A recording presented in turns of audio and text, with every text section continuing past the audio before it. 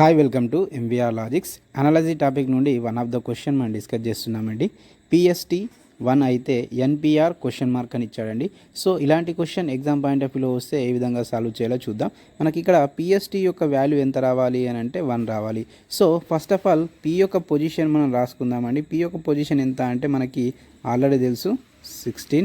అలాగే ఎస్ యొక్క పొజిషన్ ఎంత అంటే మనకి 19 వస్తుంది. అలాగే టీ యొక్క పొజిషన్ ఎంత అంటే 20. సో మనకి ఇక్కడ రావాల్సింది ఎంత అంటే 1. సో మరి ఇక్కడ ఏం చేద్దాము అని అంటే ఇచ్చినటువంటి వాల్యూస్ని ప్లస్ చేద్దామండి.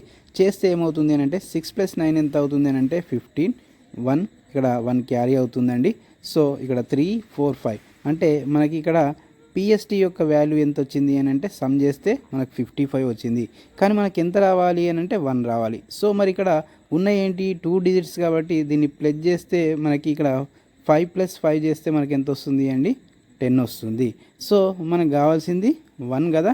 మళ్ళీ ఏం చేశాడు ఇక్కడ 2 డిజిట్స్ని సింగిల్ డిజిట్కి కన్వర్ట్ చేయాలి అని అంటే 1 + 0 చేశాడండి. చేస్తే ఎంత వస్తుంది అంటే 1 వస్తుంది. సో ఇదే లాజిక్ని మనకి ఇక్కడ ఎన్పిఆర్కి అప్లై చేసి చూద్దామండి. సో ఇక్కడ ఎన్ యొక్క పొజిషన్ ఎంత అంటే 14. అలాగే పి యొక్క పొజిషన్ ఎంత అంటే 16. అలాగే ఆర్ యొక్క పొజిషన్ ఎంత అంటే 18.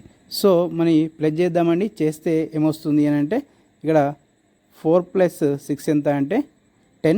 10 + 8 ఎంత అవుతుంది అని అంటే 18. 80గా రాసామండి 1 క్యారీ.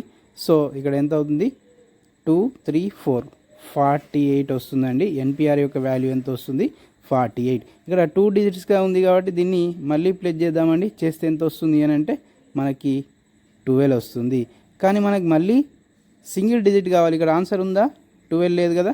సో మరి ఇక్కడ మళ్ళీ దీన్ని 1 + 2గా చేస్తే మనకి ఎంత వస్తుంది అని అంటే 3 వస్తుంది. ఆప్షన్ ఏంటి B is the right answer. మన వీడియో కనుక నచ్చినట్టయితే లైక్ షేర్ సబ్స్క్రైబ్ చేయడం మర్చిపోకండి.